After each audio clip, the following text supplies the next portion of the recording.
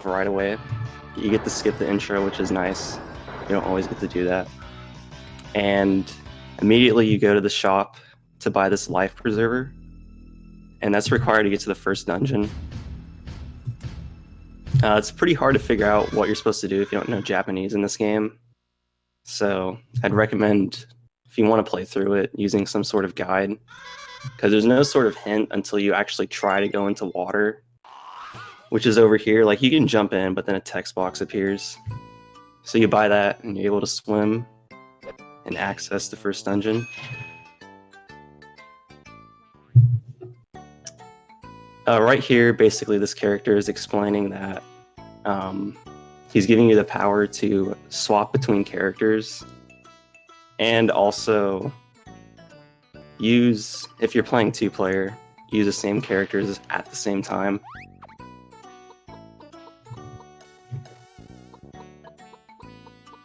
So a little bit of history on Goemon. It's a pretty big series in Japan, but only about 5 or so games came out in the US. And each one they really tried doing something different. This one's kind of more in the style of Link to the Past, and with some 2D elements inside of the castle stages. They're all very unique though and humor-based. So coming up, Arius is going to swap characters to do a glitch called the shuriken jump. It involves crawling and then throwing your shuriken as you press A to jump, and then you jump again at the peak of your jump, and it allows you to get extra height.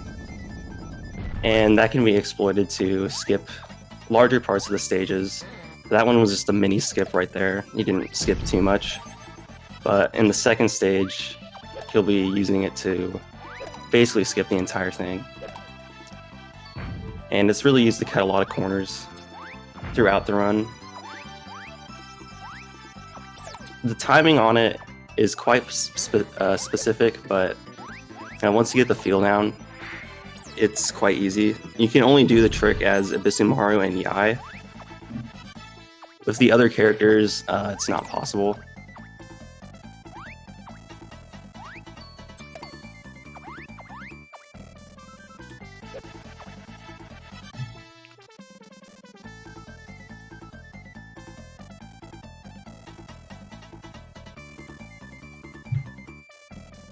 Two is the only auto-scroller in the series. This game has tons of auto-scrollers. Here's one right here with this frog. There'll be plenty more.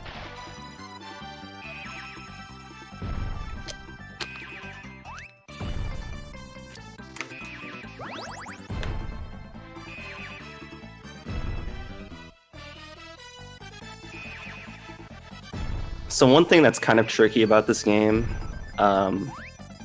with Goemon and Abisumaru, you have to hold Y to run. And in certain rooms, that can be kind of hard to work out. Specifically these ladders that are coming up that Arius has to climb. Because if you press Y while you're on a ladder, it'll cause Goemon to fall down, which is kind of annoying. So if you have to time everything out specifically to maximize your speed.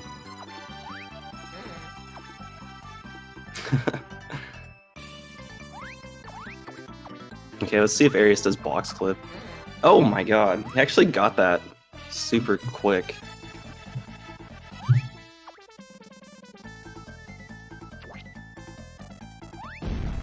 The box clip back there can be a pretty irritating trick. It doesn't save a ton of time, but I mean, you can do it fast enough that it's worth it. But most cases for me, when I've run this game, I never get it in a reasonable amount of time. That's what makes my stage 1 so bad. So this is the first boss. He's going to be using the charged up Rio shot. It does double damage as opposed to the 1 damage that the pipe does. I think this boss has 5 health, so he's going to throw 2, and then the last hit will just be with the pipe. Then he's going to swap to Abisumaru. and smack Sasuke. You might recognize him from the other Goemon games. In this game, he got his switch turned to evil, so that's why he's attacking them at the start here. The story in this game is pretty interesting. I don't know the entire thing because I don't read or speak Japanese, but basically the wise old man who created Sasuke, and that was his house that you were in at the start. His house is stage 1. He goes to the future so he can flirt with women, and then he runs into a descendant of Abisumaru's, and he gets kidnapped. So now you're trying to investigate like what happened to save him.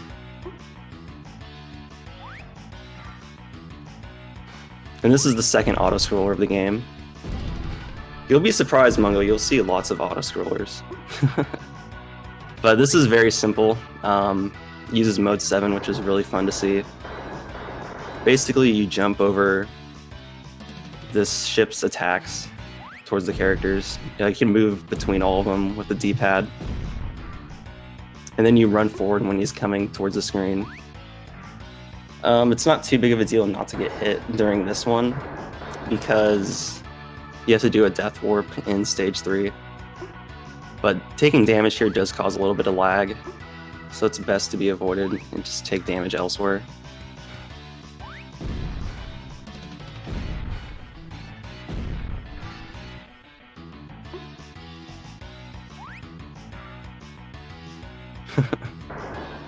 Yeah, little mech suits they're in do look like Final Fantasy VI, and kind of like Mega Man X.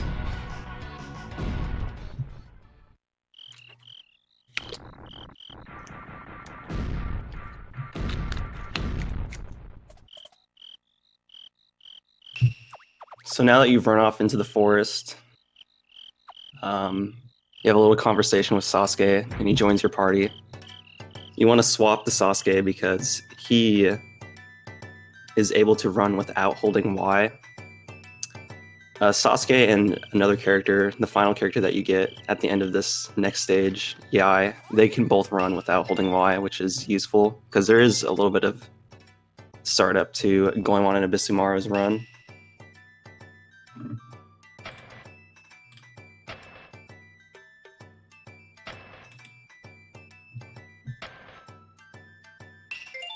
But here, Aries is going to this fireworks festival. You help out this guy, set off the fireworks for the festival, and then as a reward, he gives you Sasuke's bomb. And you need Sasuke's bomb to access the second stage.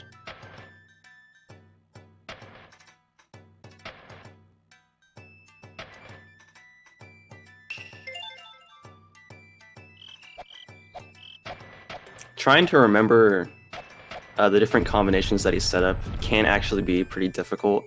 The first two, it's pretty easy, but the third one, he can just go like everywhere. So unless you have great memory, most people write this stuff down, like either in the chat or on a notebook or something.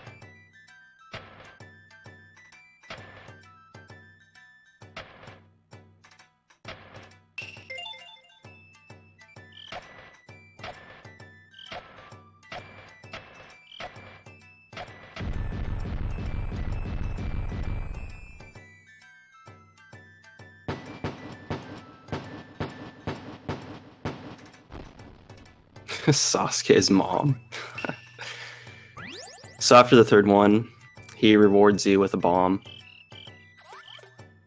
And now you're just heading off to stage 2.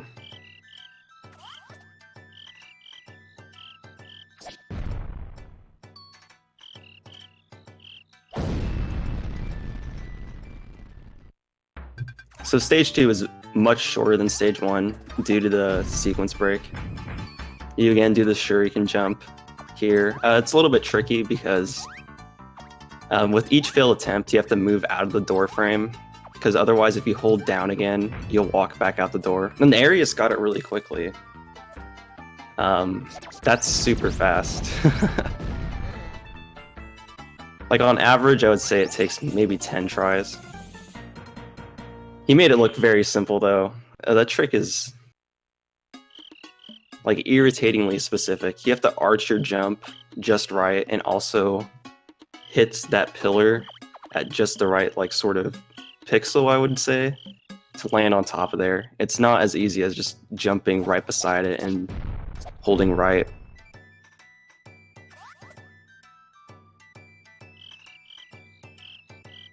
Yeah, it's a really big level if you don't do that skip.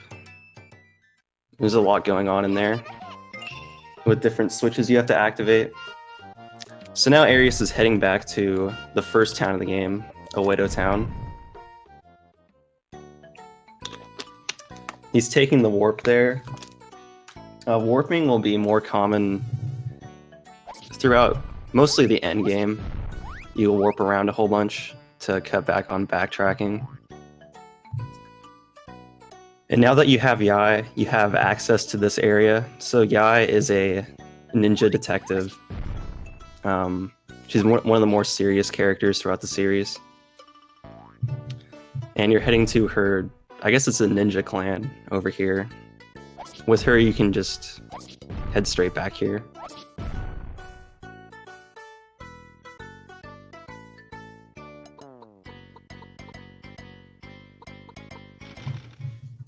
So he's going to learn the first technique that you learn in the run. It's getting mermaid with Yai. This minigame, there's not much to it. You just wait for the yellow orbs to spawn and swim towards them. Pretty sure it takes the same amount anytime that you do it.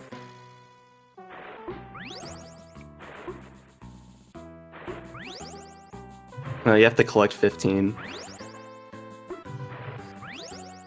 And then with that, you become an expert at being a mermaid. This is how it's done.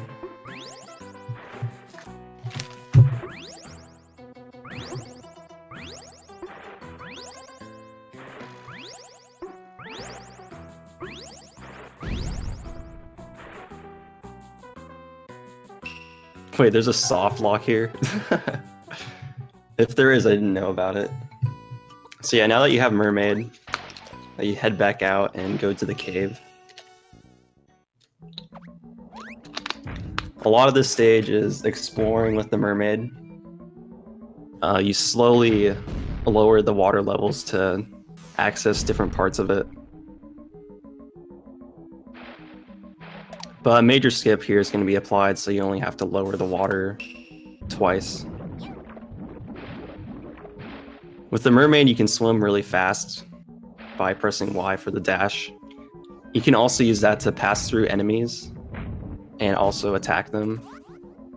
So later on, in some of the other water areas in the game, you'll see Arius using the attack to skip past certain areas that should be damaging him.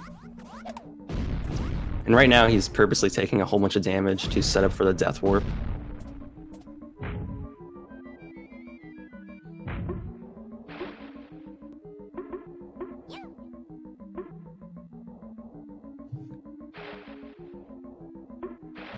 Alright, so here it is. He goes in here and dies. And when you die in this game, it takes you, when you're underwater as mermaid, it takes you out of mermaid into just Yai's regular form.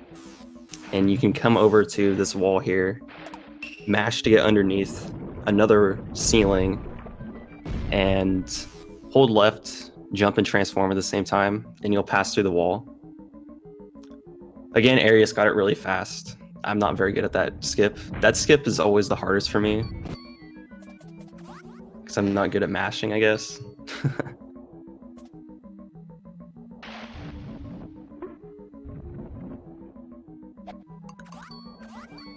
And so yeah, now he's heading towards the end of the stage. At the end of the stage, you get the impact conch shell. It's used to summon impacts. You don't really ever get to use it. It's just used in cutscenes. So it's kind of just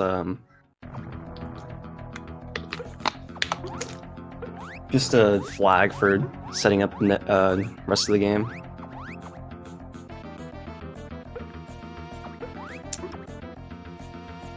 So now Arius is escaping the cave. Normally you're supposed to go through an auto-scroller, but thanks to the bazooka jump, which works the same way as the shuriken jump as Abyssumaru, you can use that to climb back up through the stage and head towards the exit this way.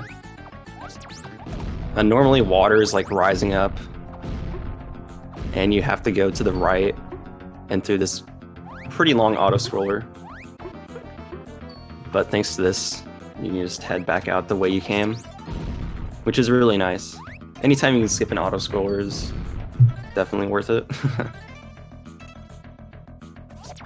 Yeah, that death warp was caused by clipping into the ceiling with a bazooka jump. I'm not sure why Arius did that. I guess he's planning on saving and resetting. I never knew about that trick. If it was even intentional, it might not have been.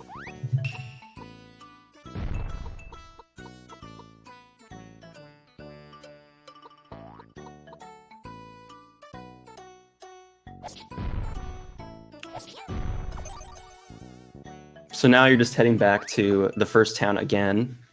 This time it's going to look a lot different though.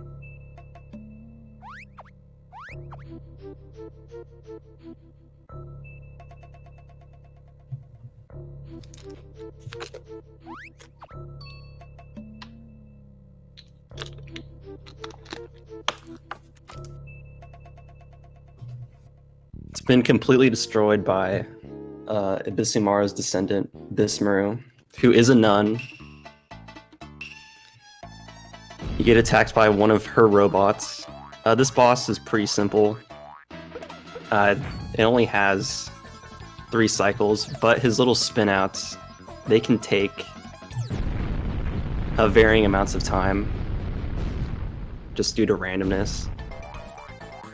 But yeah, it's simple. You just throw 2 charged up fire Rios after your opening bazooka shot.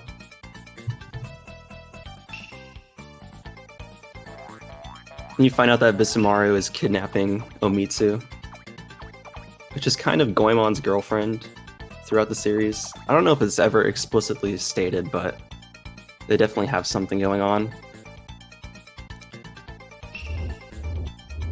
And yeah, now you're summoning Impact to chase after them. This text here, you can't scroll any faster. You're just stuck waiting for the cutscene to end. But in other areas, other cutscenes, other dialogues, you can hold X, sometimes to cancel out text completely, and also hold Y to have the text boxes reach the end of their speech bubble to go on to the next.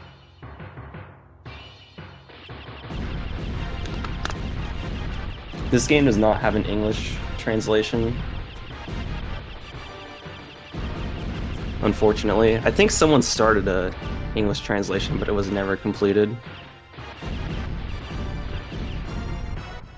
So yeah, now for the next auto-scroller.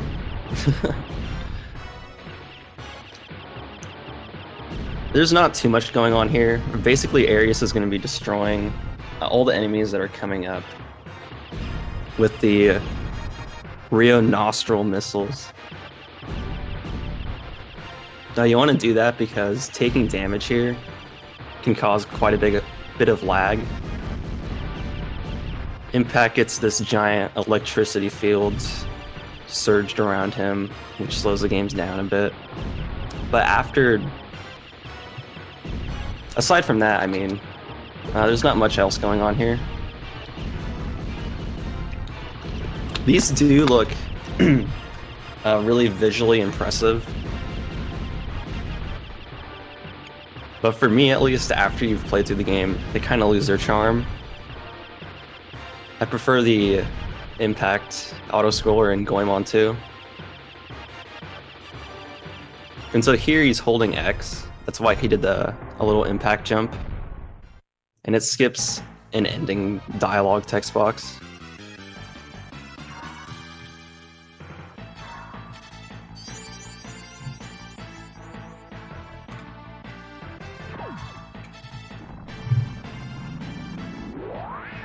Alright, so now the boss battle with Bisumaru starts. All these boss battles generally start out with you holding X to throw a bomb. The bomb does 276 damage, but you're also holding X because every boss wants to talk to you before the battle starts. Then after you throw the bomb, you do a laser input and just beat up Bisumaru. The laser shot is actually...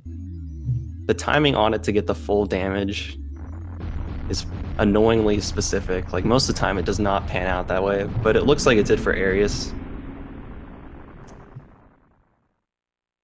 All the impact fights in this game are quite short. The speedrun makes them very efficient.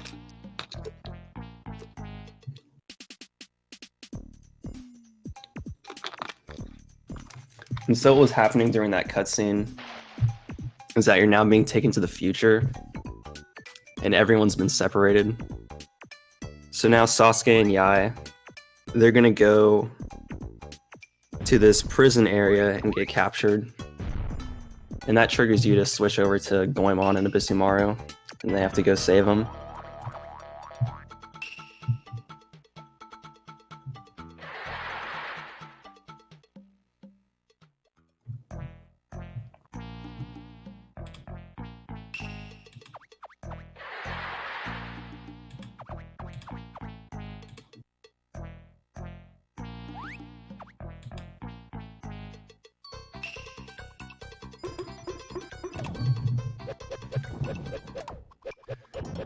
And so with Goemon, you're going to be using your Fire Rio again to fight this mini boss coming up. You throw a Fire Rio shot at him, and then you go stand in the corner and just swing your pipe over and over. You don't do any more charge Rio shots because it takes too much time to wait for them to charge up for the extra damage. But once you're in that corner, that boss doesn't go anywhere else but towards you. And now you're just heading off to the jail again. You just fired a Fire Rio shot up towards that wall to the left. How 3D works in this game, everything's kind of like on the same plane. So anything that you do on one level will kind of carry up onto the next one. And with Fire Rio, because it can pass through objects, you can hit a switch earlier than you should there. So it skips some little bit of walking.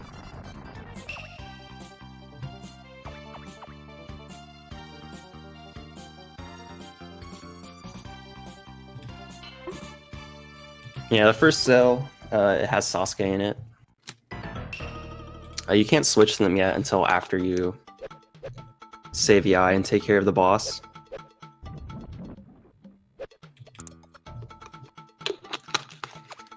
This boss is kind of annoying.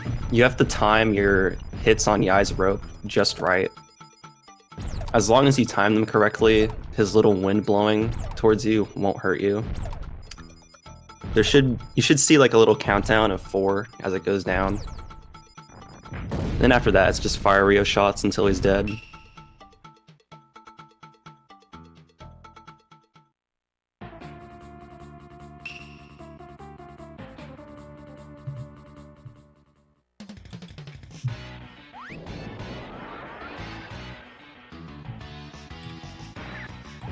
So yeah, now we're back.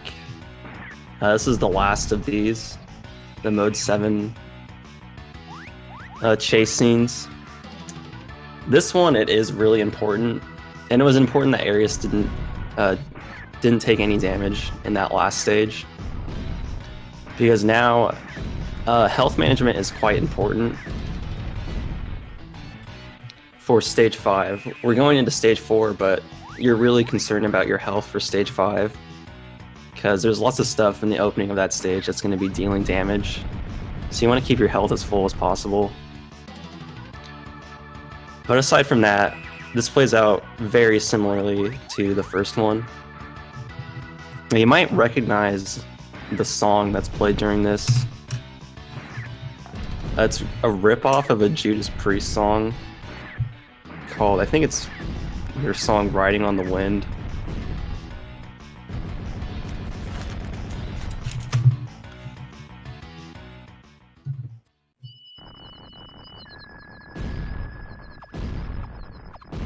If anyone is a Judas Priest fan.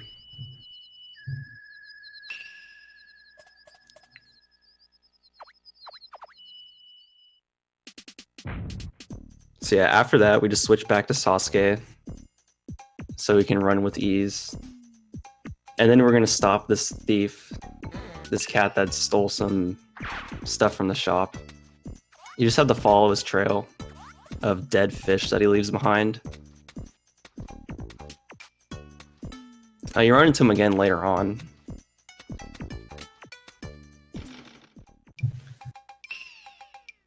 But once you apprehend him, you get taken back to the shop, and the shopkeeper rewards you with a gold shuriken.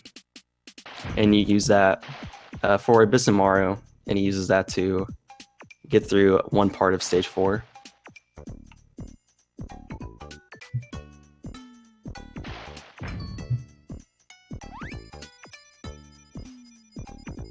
Just swap to Goemon here to hit that switch.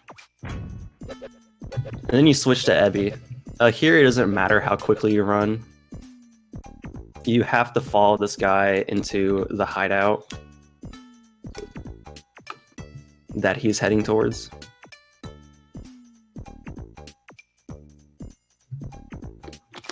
He has really poor eyesight.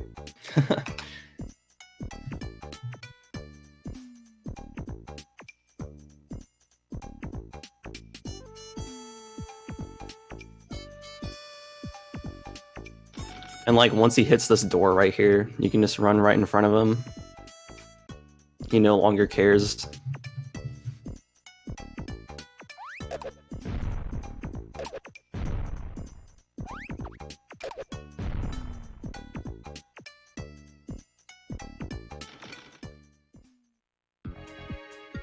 So yeah, stage 4. I call the stage the Walker Factory. This is where you get the mechs that they were running in during those auto-scrollers. The music here starts off really awesome, and then the track changes to something like some weird minimal electronic track, which is good, but not as good as this song. You saw back there that he threw the gold shuriken. It's just to hit that switch. That's kind of the only use that that thing has in the speedrun. And the rest of the stage is kind of like a combination of things that you've been doing throughout the run. There's a lot of bazooka jumps that you do.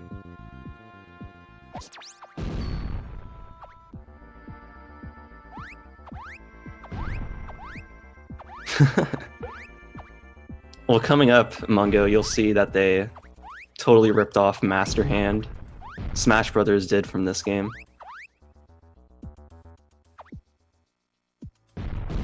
So yeah, normally there's a lot of puzzles here with the conveyor belts, but with Bazooka Jump you can just skip past them.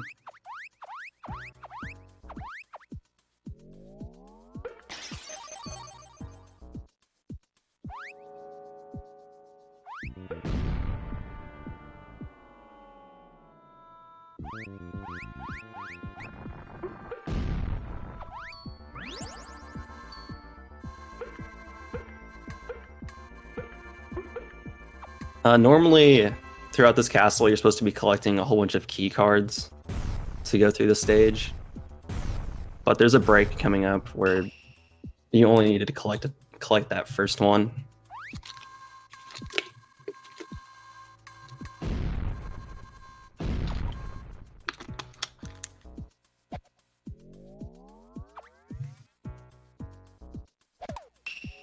This is a pretty easy skip. So you just time bazooka shots with this switch here. As it slowly, as the switch like pops back into place, you just shoot it again. And then during the time in between where it's going to be popping up, once you get it low enough, you just move to the right and you're able to squeeze under. And right there on the conveyor belt, you'll see area switch to mermaid. You can actually become mermaid on land. And when you do that on a conveyor belt, it causes this weird result where like the speed of Yai's character freaks out and it just slowly increases into insanity. Unfortunately, there's not hardly any conveyor belts. Like these are the only ones in the speedrun that you're gonna see. So it's the only case that you get to use it.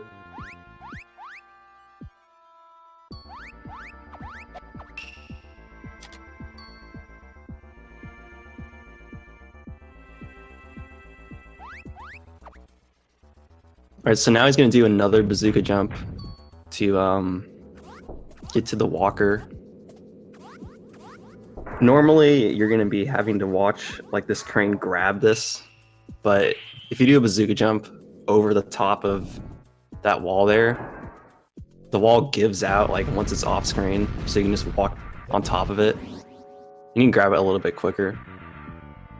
It's a nice tiny time save. Then you make your way back to the beginning of the dungeon. The walker has some cool abilities. You can hover with it, and also you'll be getting upgrades later on. And at the beginning, you might have noticed the ropes. When you stand on them with the walker, they break. And that's how you get to the end of the dungeon.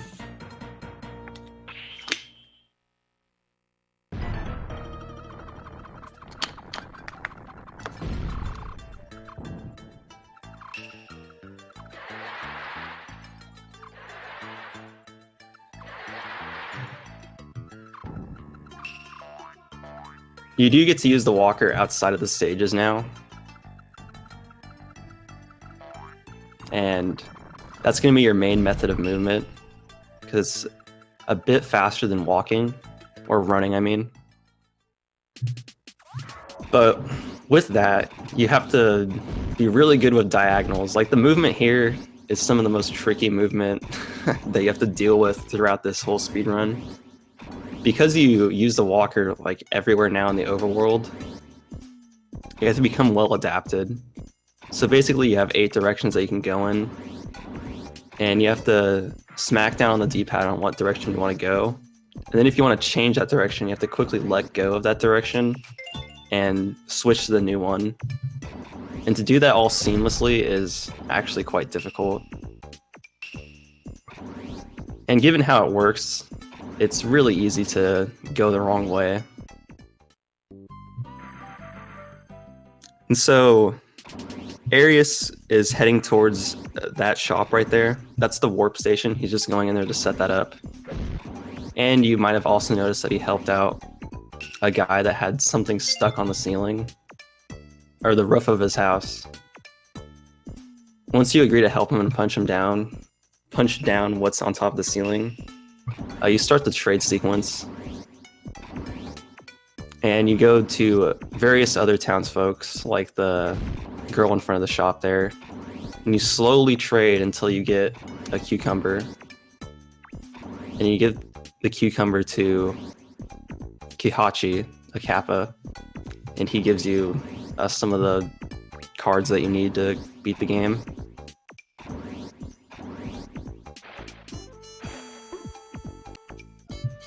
You're now collecting like these silver cards at the end of each castle, and I think you need 8 in total to reach the final stage.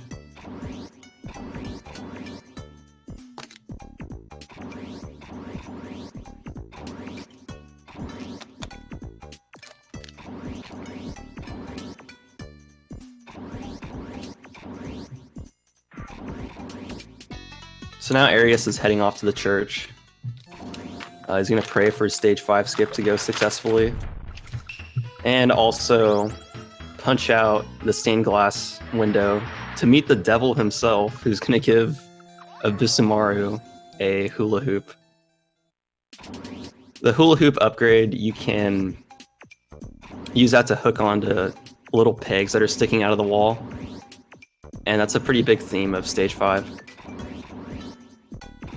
You'll be seeing it quite a bit.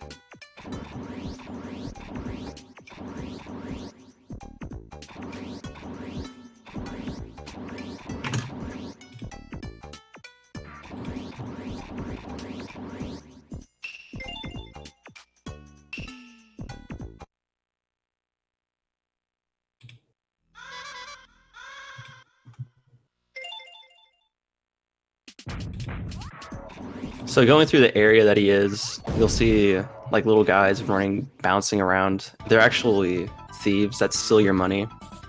Money is kind of important, so you don't want to get that taken from you. It plays a big role just in the skips and for later on when you have to buy stuff. And it looks like Arius save and quit. He's gonna do that to refill his lives so he can do another death. Not really a death warp, but a trick involving death.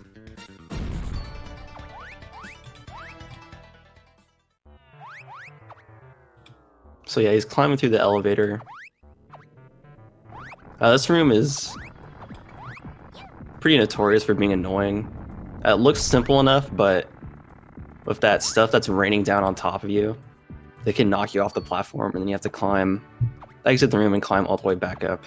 But it looks like he did a good job, and his health is fine, so he doesn't have to grab the pity health, the gold cat doll.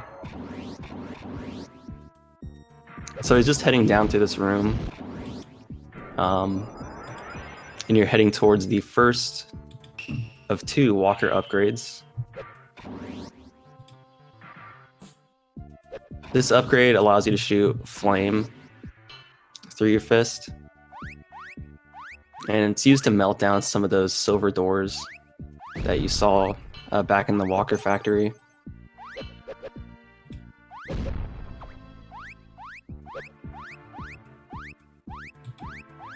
Yeah, here's when the hula hoop comes into play. These rooms are kind of tricky to climb through.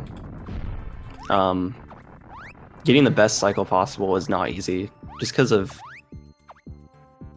you have to, in order to hook onto a peg, it has to be right in the center of the top of the hula hoop, and that can be kind of hard to do.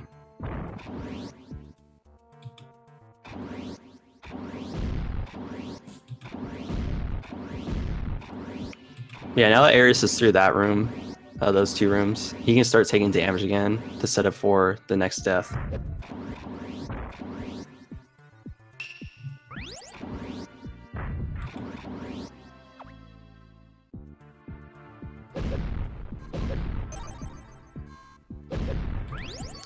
And why it is that some of these doors can be melted and other ones require the key still, I don't know.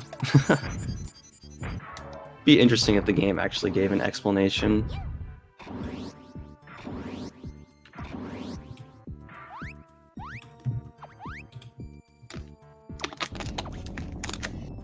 Yeah, now he's gonna head through this room. There's these weird caterpillar-looking things. Normally you're supposed to shoot him with flame, but you can actually just jump up there. And here's the death warp.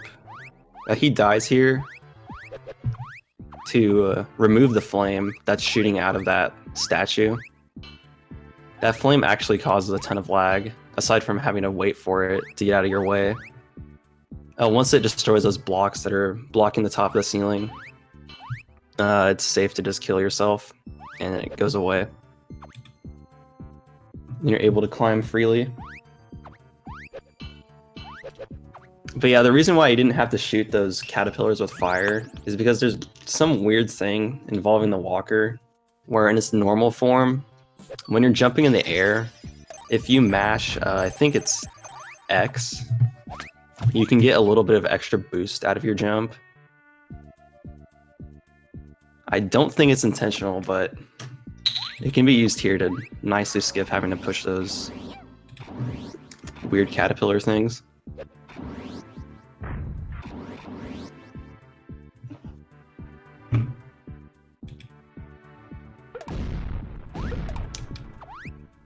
So now that he's collected that key card, he has enough to get through the rest of the level. So now he's just heading back up. Again, going through the elevator sequence. It looks like he's doing fine.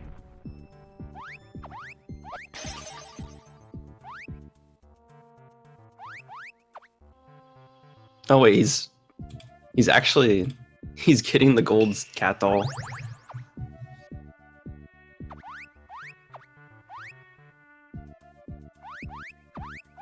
I wonder why. His health was good. I guess he just wants it. Be safe.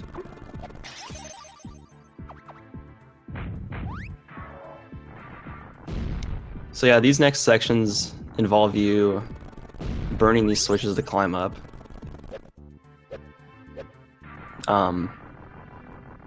Not too much going on here. You can fall into the pit or the void For some reason in this game, they didn't really have you take damage if you fell into a pit.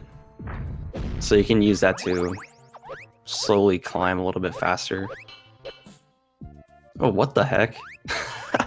I've never seen that. So he just did a hula hoop jump. And now here's stage 5 skip. So the thing with this skip is that you only have really one shot at it. You have to do a bazooka jump through the silver door, and he got it just super easy, which is good. It looks very simple, and it is pretty simple. You just have to arch your jump with the right spacing to get through it. But there's added pressure since you only have one shot at it. And if you mess it up, basically your run is over. Or in this case, you would have to go through a wonderful auto-scroller that takes like 5+ minutes.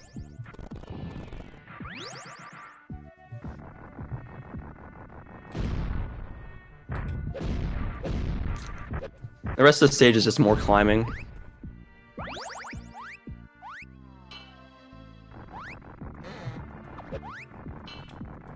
Kind of in the same vein as everything else. If he does this room correctly, he can skip this second flame here. It looks like he timed his jump a little bit too early though, and that's why he messed up.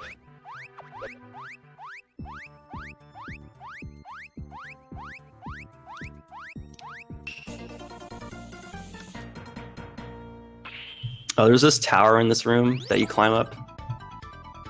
It looks like it would be really tricky, but as long as you just keep jumping, as soon as you land on the next peg, you can easily scale up the whole height of it.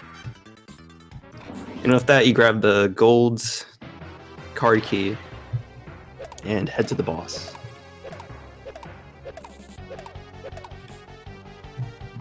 Also, the awesome music comes back briefly.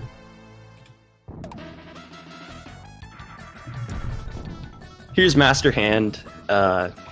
Definitely every great game idea comes from Goemon. And you can see that Smash Bros. Obviously ripped this guy off. And I kind of mean that seriously because a lot of his movements are really similar to Master Hand. But I guess there's only so much you can do with a hand too.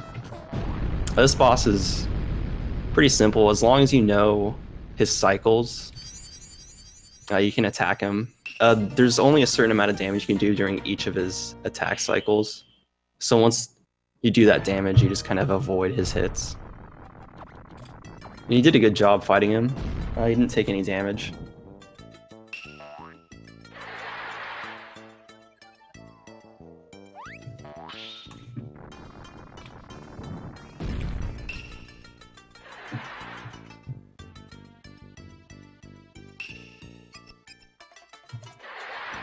So with the defeat of that boss, we're heading into another impact sequence.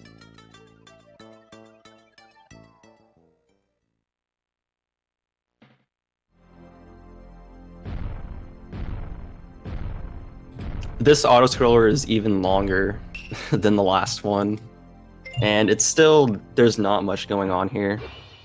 It's basically just firing Rio and punching some enemies.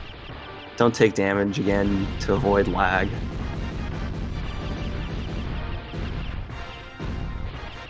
What Impact is heading towards right now is a dam.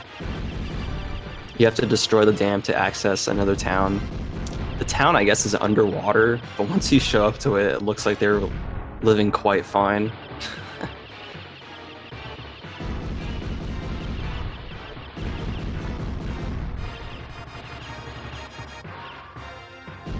The shiny squares. Oh, those are the key cards. Well, they're not key cards. They're like, I have no clue, dude. I would know better if I actually knew Japanese. They're just used to get to the end of the game, basically. You need to collect, I think, 8 to get to the end stage.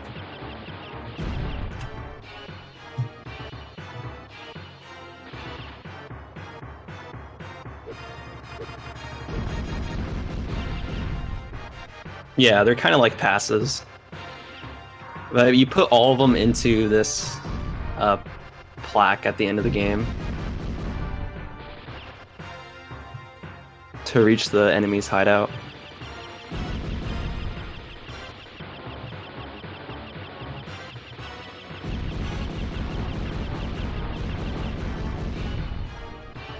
Yeah, I guess that works. The square force.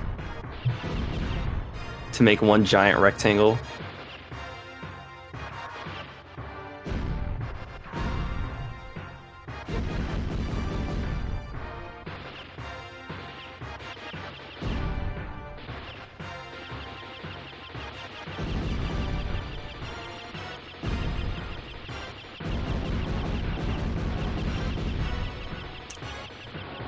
See, Mungo, these games have just as much auto-scrolling as Goemon 2 does.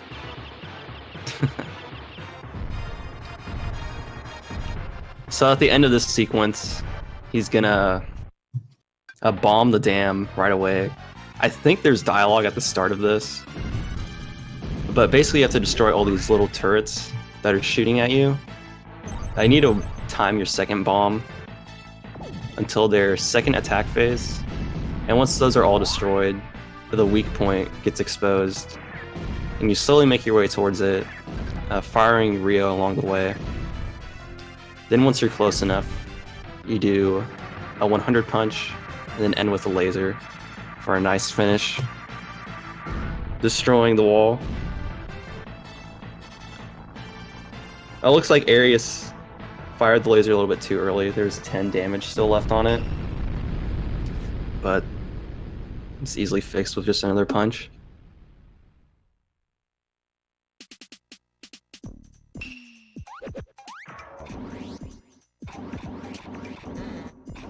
Yeah, you get to see all the destruction that Impact has caused here. These birds are super annoying to maneuver through. It's very likely that you'll get hit by at least one of them. You can only hit them when they're swooping in to attack you. Actually, no, that's not true. But it's much easier to hit them when they're swooping.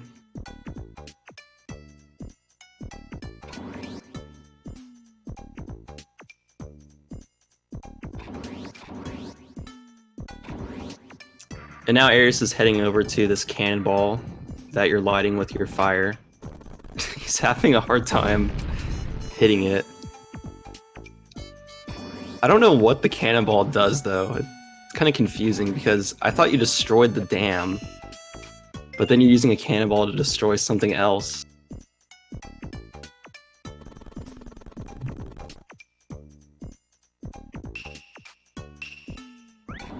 Yeah, you're continuing the trade quest. You actually trade with a dog. Dogs can talk in this series. And here they play a vital role.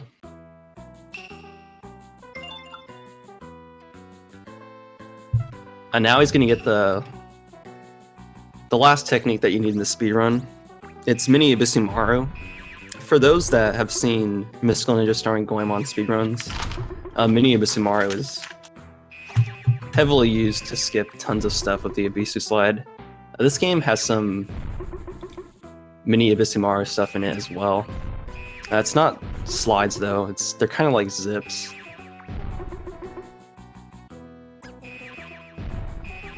They look really cool. The training is simple enough, you don't die during the sequence. And that's it. After the time limit, you're rewarded with the ability to shrink.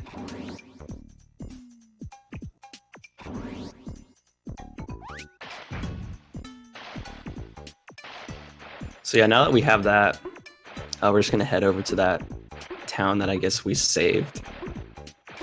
They're completely, excuse me, they're completely submerged in water, but they're now living just fine. There's cool like cloud reflection in the water here, or at least the puddles. We're heading off to do more trade. until we head to the first mini dungeon of the run.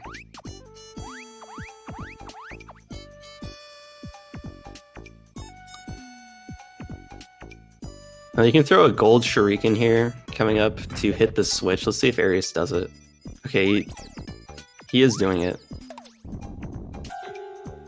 He needs to tell me his secrets because I can never hit that. Yeah, this dungeon is really mini. Like, you just do the stage 5 skip again through that wall. But this time it's a lot easier because you don't have to worry about setting it off, so you can just be completely flush with the wall and clip through. And this boss here in itself is kind of like an autoscroller. He always has the same attack pattern in any given playthrough, and as long as you know that, you can easily defeat him. You just sling back the little bombs that he spits out of his mouth. You have to kind of be careful with timing. Arius is looking pretty confident because he's playing around, so... Well, then as soon as I said that, he messed up. But yeah, you have a pretty big window to time it correctly. If you don't, it'll either pass through him and miss his hitbox, or just explode on contact with the rope.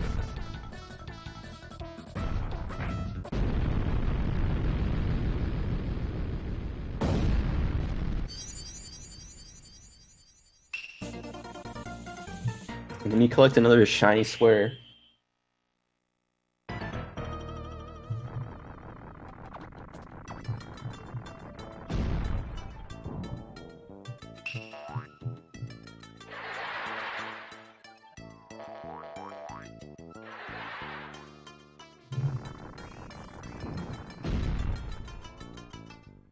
So coming up is kind of a, for speedrunners of this game, a notorious section with the walker.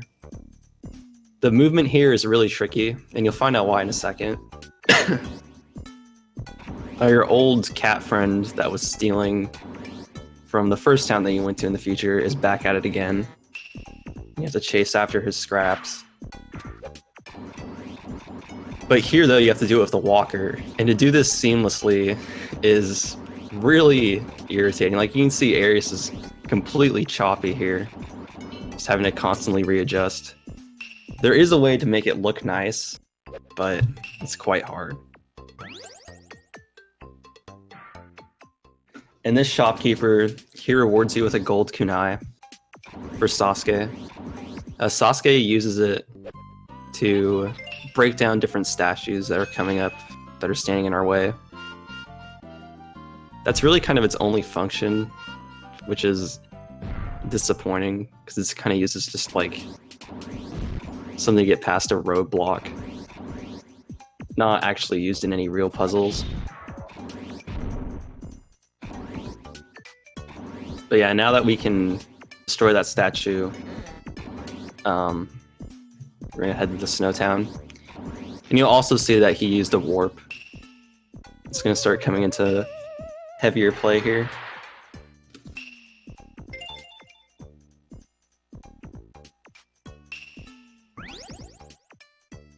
So yeah, talk to this person with no face. Another part of the trade sequence.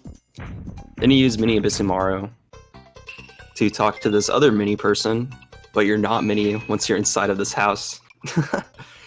And you pay him some money to move this boulder that's in the way. Now, throughout that dialogue, if you're holding a direction, you can slowly inch forward. Save those precious frames.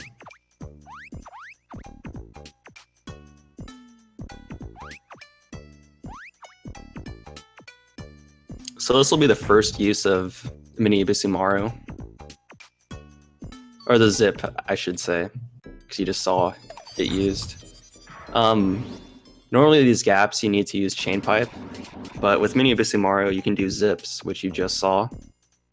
What you do is fall into the pit, and then with falling into the pit, the pit, excuse me, you're closest you can be to the edge.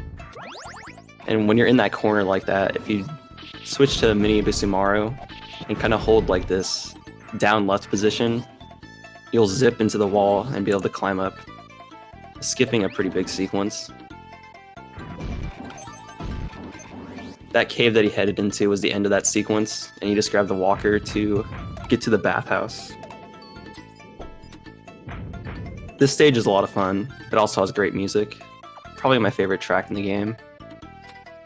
So you switch to Ebby here, and you hit that switch with his hula hoop. And when you use the hula hoop upward like that, it causes this weird function where his shurikens now can pass through objects like Fire Rio does.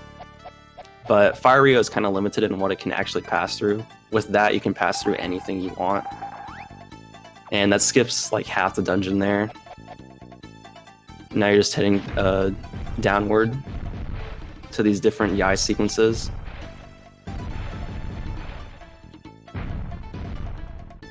This is where the mermaid dash comes in handy. You can skip through these guys' damage if you time your dashes right. Which areas kind of didn't do too well.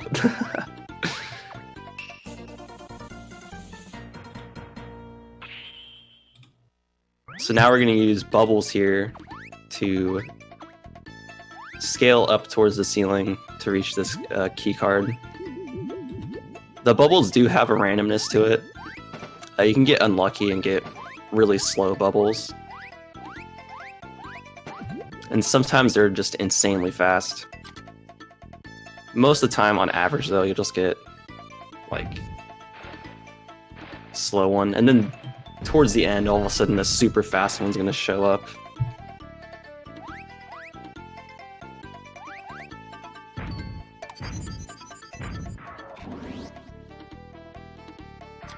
And so with that gold key card, he's going to use it to open that gold key door down there. But first he's going to grab the walker because it's going to be a walker upgrade that he's getting. This is the ice one. That weird water statue that he just passed through, you're going to use that, the ice, to freeze it and destroy it. And with that you can get through the rest of the dungeon. There's a lot of climbing coming up with the walker, which can be kind of tricky.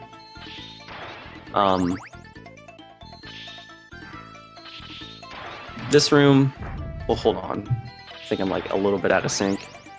Alright, this room here is the climbing room. It's simple enough as long as you shoot what's above you before you go up onto the next step. But if you don't do that, it can be really irritating because the ice doesn't work in super close range. But once we climb that, we're back to the start of the dungeon.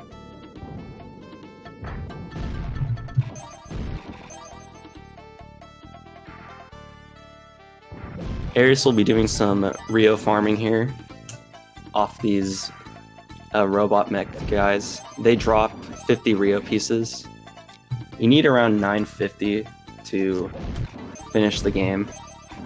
No Goemon game is complete without some sort of Rio farming.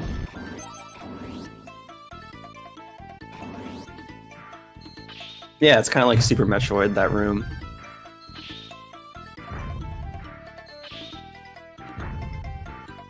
So yeah, now you're just coming back up to the beginning. You needed the ice to get to where the rope cut off at.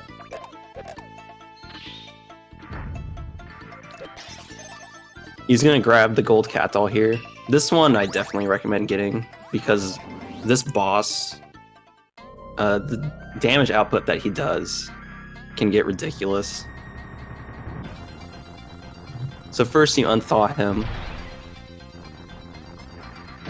and that starts his second phase. This phase you're shooting penguins to attack his body with. You freeze them and punch them and they fly up like stones. The goal here is to get a 2-cycle boss fight. That's not always guaranteed though, because sometimes you just won't get enough spawns. But this first phase is looking really good. I think you'll be fine. One interesting thing with Yai too is that here he's switching to mermaid. When you're mermaid on land, it actually acts as an invincibility shield. So you can use that there to avoid taking damage. That was a really good fight. He got super lucky on spawns.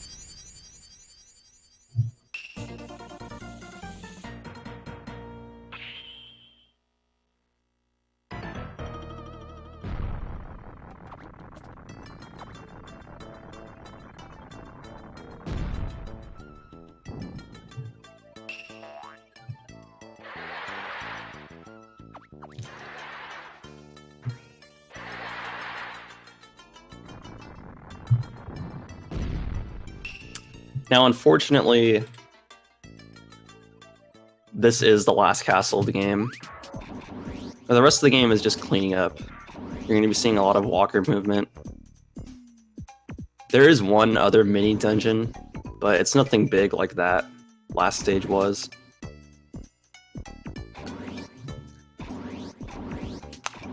Right now, he's going to be finishing the trade sequence. A lot of warping around. Again, this section, you really want to have good mastery of the walker movement.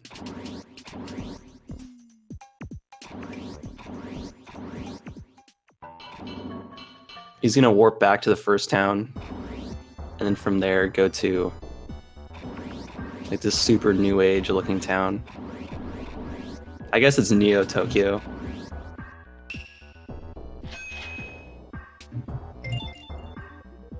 You're gonna go down and talk to this farmer guy. He's gonna plant some cucumber seeds.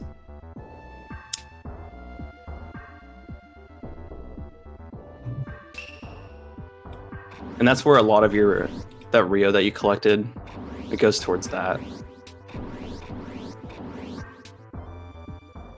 And then for some reason, after you're done talking to him, I don't know why, but you go up to this guy's house, talk to him for a second. No clue what his purpose is. But you talk to him, and then you head back down, and the cucumber's finished. And now we're going to deliver it to Kahachi the Kappa.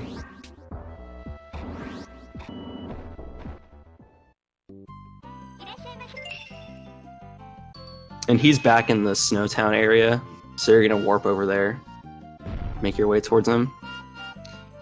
If you've played the Mystical Ninja starring Goemon, you'll recognize him from that game.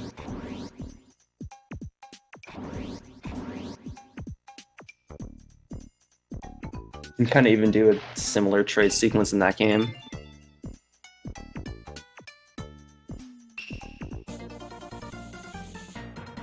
Yeah, with giving him the cucumber, he gives you 3 of those shiny silver cards. I guess that was their excuse to, like, not make any more dungeons. They just put it in a trade sequence.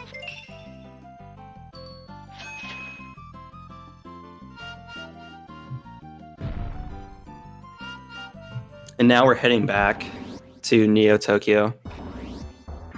Going to the shop that's right next door. You might have seen that hawk that was flying in the air. You buy some bird feed for it. The hawk swoops down, picks up the mech, and drops you over into this area that's normally blocked by barrels. This would be another chain pipe sequence, but with a well-placed gold shuriken. You can just hit the switch and go on your way.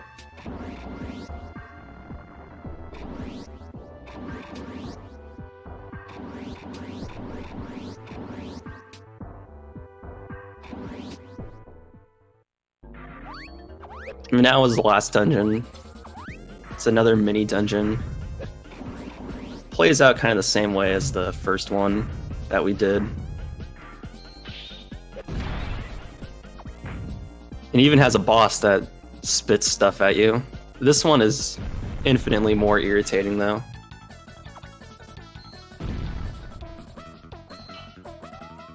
So basically you have to reflect these beams that whatever that thing is, the gun at the top is shooting at you. Gold goes to the blue one, and silver goes to the red.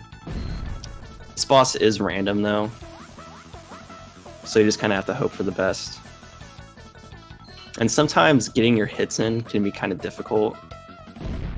There's many times where the beam will just barely miss him at either the top or the bottom. But Ares seems to be having some good luck here.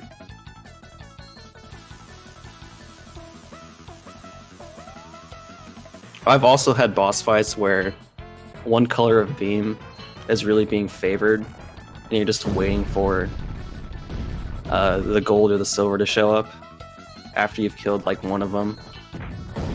That was a great fight. I'd be super happy with that.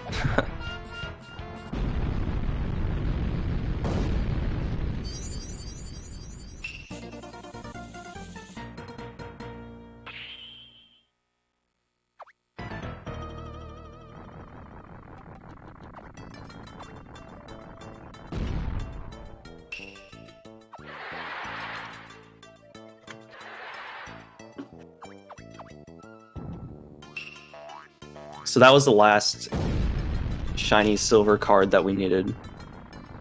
And we're heading into another impact sequence. This one plays out pretty similar to the first one that we did with Bisumaru. It starts out with a bomb, and then a laser shot. Wait for him to come towards you, and beat him up with your left punch. And some lasers mixed in.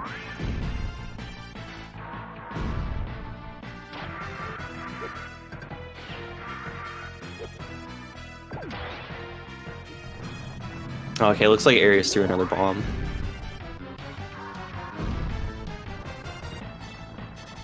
That was still a good fight.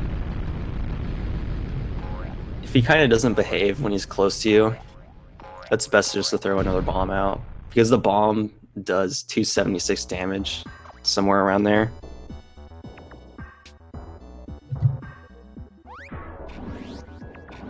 Cleans him up really easy.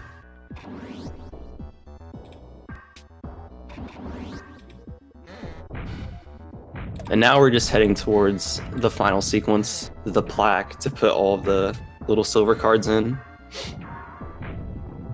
He's gonna do another zip here. There's 2 in a row. It works the same way as the one in the snow area.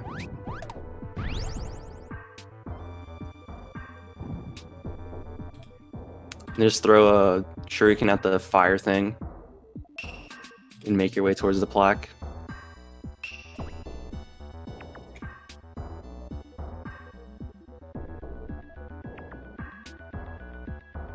This plaque sequence, you have to enter in the right combination. I think it's like 3, 6, 4, 5, 2, 1, 7, 8. You can feel there's a little bit of pressure involved in doing it, because if you accidentally input the wrong number, you can't go back and undo it. You have to fail, exit the screen, and then come back again and sit through this dialogue.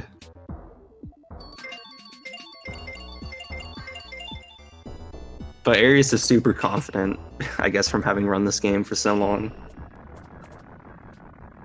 That was more faster than I would have ever tried to do it.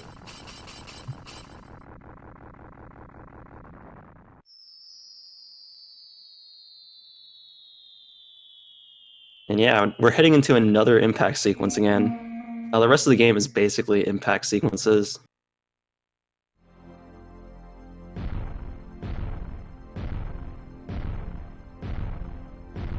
The autoscroller this time, there is a little bit more going on. Ares is going to purposely lower his energy, and that's done just by jumping in the air as impact. That slowly chips down the E, that's his energy down there. He's going to get it to 48, and then just go through the rest of the auto-scroller like that. The reason for that is that at the end of the sequence, you're going to trick the game into giving you low health at the end. So he's not going to skip that text box that normally appears at the end. He's going to let that come up. And he's also going to leave one of the buildings at the end intact. And what he does there is that after that text box appears, that's supposed to refill your health. Because the game kind of grades you on how many stuff you killed. And dishes out health and Rio to you that way.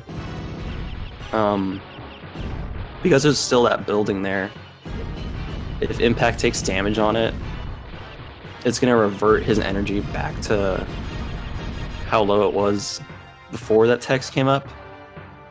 And the reason for that is that the next Impact boss has 2 different phases.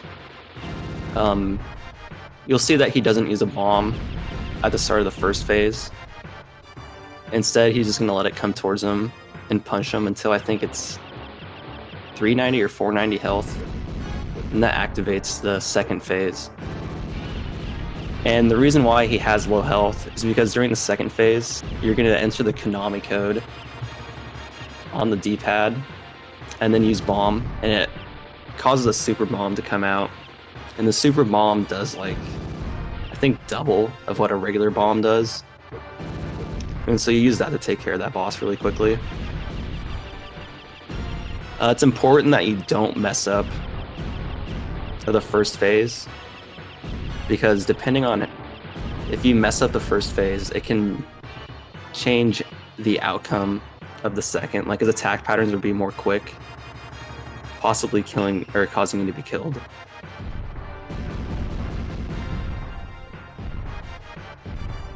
So yeah, now he's lowered his health back down.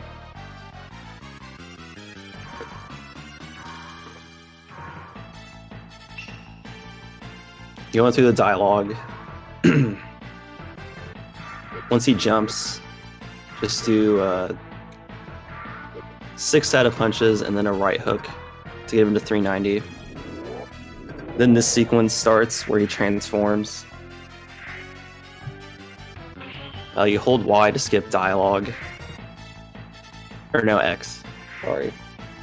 You hold X to skip the dialogue, which is also the bomb button. So it starts out with a bomb.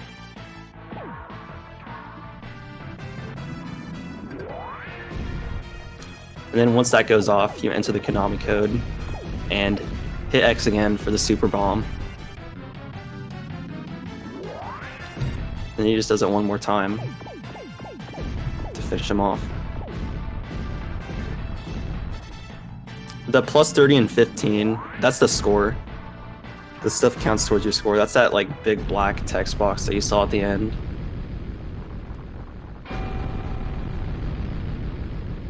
That's how the game determines what you're gonna get for health and Rio during the actual boss fight.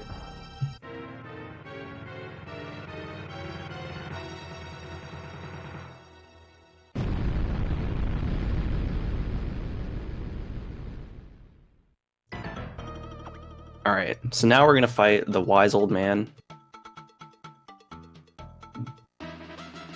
This boss fight, there's also some randomness to it. I think the longest it can take is 6 phases. I might be wrong about that, but basically you just wait for him to knock some stuff down in the ceiling and you throw a shuriken at it. With the hula hoop glitch, where you hold the hula hoop above Abisu's head and you throw it across the room, it's able to continually pass through objects, even though it's supposed to only be able to hit one and be done. And with that, you can hit like the double cycles where they drop 2 objects down.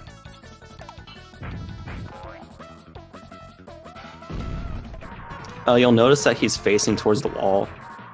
That's the guarantee that the ones in the back go towards the face in the background. And he's also switching to Yai to again avoid taking damage. Yai actually has 2 different invincibilities.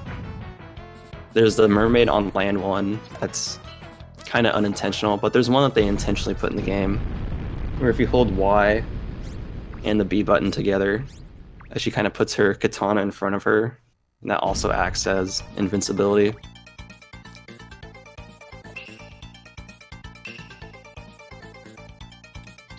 So at the end of the fight, he switches to a Bisu and goes mini, and that causes this weird color glitch that's only possible during this sequence, where you become red Ebi.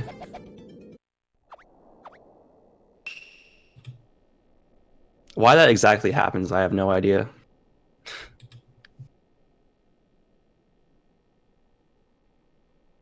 But yeah, now Sasuke and Yai are taking care of Wise Old Man, and Goemon and Ibisu are gonna face the villains.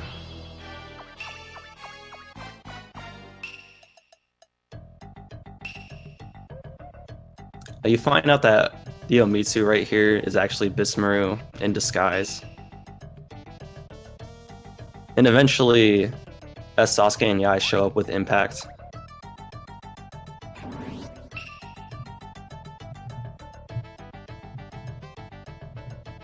there's not much to say about this sequence. Like, you're just waiting to head into the final Impact fight. If I knew the story, I could actually explain it. But instead, you're gonna have to sit here for 5 minutes or whatever as this goes through. There's no way to speak dialogue.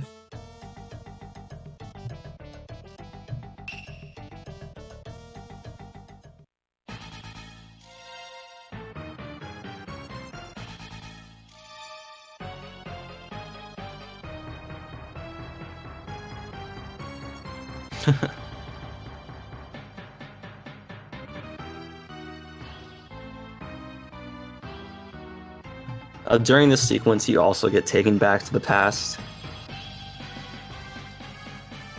But like, I have no clue who the guy with the red long hair even is. I'm guessing it's someone that Bismaru resurrected.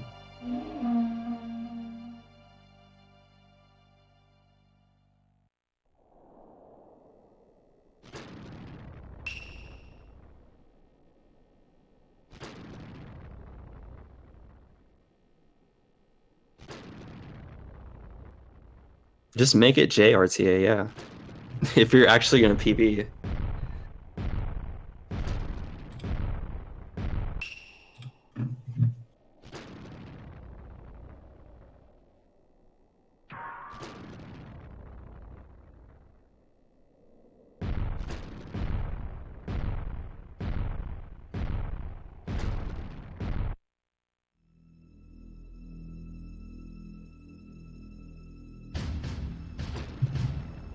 After this, Ares is going to be doing Goemon 4, which is quite different from this game. They really switched things up.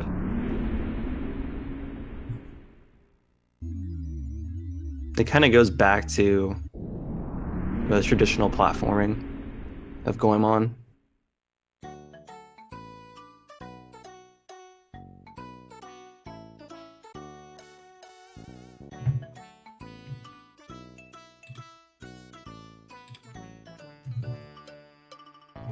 And yeah, your final boss in this game is an evil Impact.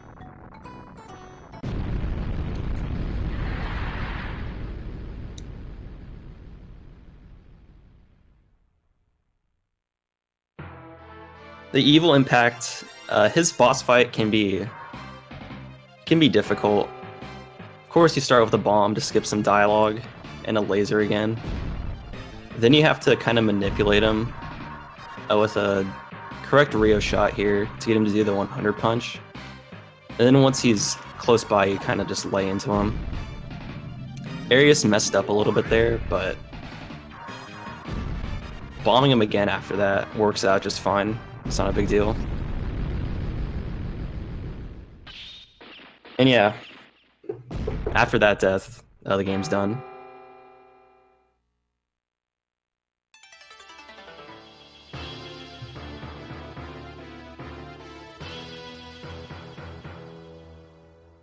Good run though, Arius. That was 33 seconds off PB is very impressive.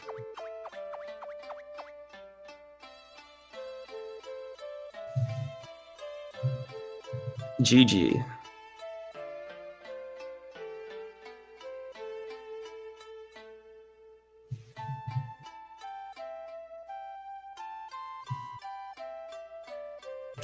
Alright, well...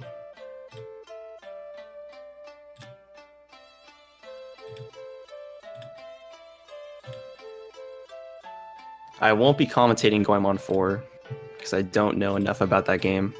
So I'm just going to head off now. Thank you for letting me commentate your run, Arius. It was a lot of fun. And everyone enjoy the next run.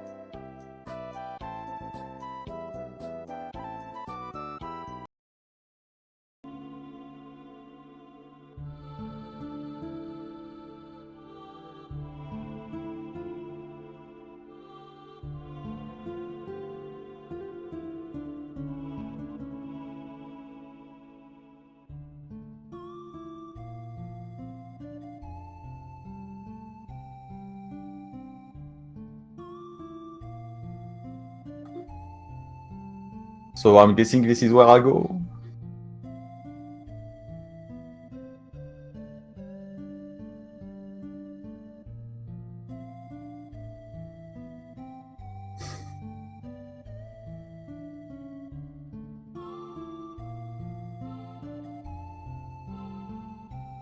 Come on, okay.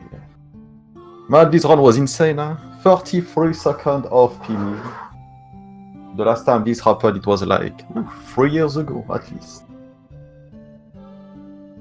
I had bad luck at the end.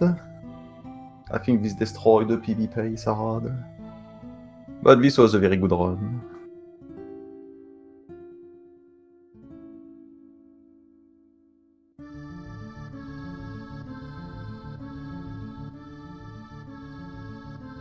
But yeah, let's hope Goemon 4 will be as good. Because Goemon 4 is next. Yeah, let me spam in the chat. Goemon boys.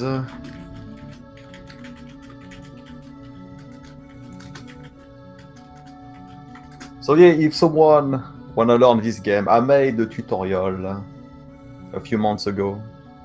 It's on my channel. Or you can just PM me on Discord or Twitch. This is a fun game, huh? Very hard. There is a lot of one-at-home trick to do.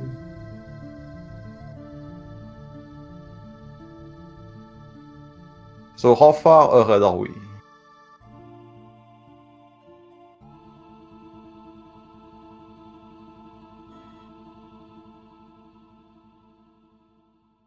Yeah, quite a bit. I hope you guys enjoyed the run.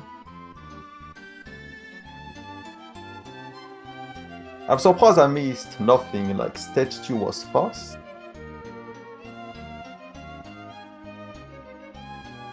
Yeah, I'm gonna watch the VOD to see the commentary with the...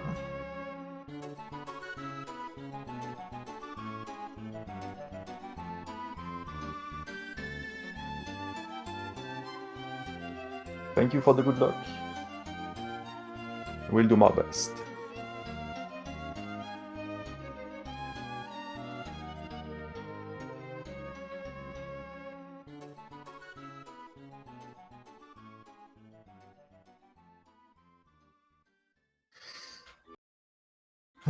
$124.35. Very good. I think my PB is like what? From June 2014 or 15? I don't remember how long. What was my PB? It's been like forever.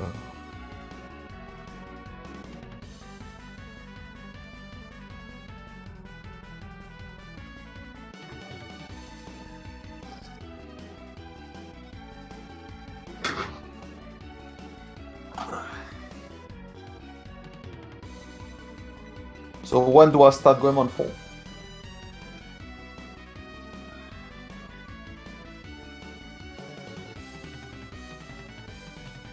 $119 game time, very nice. Yeah, I think we are done here, huh? Unless any of you have something to ask. I don't know.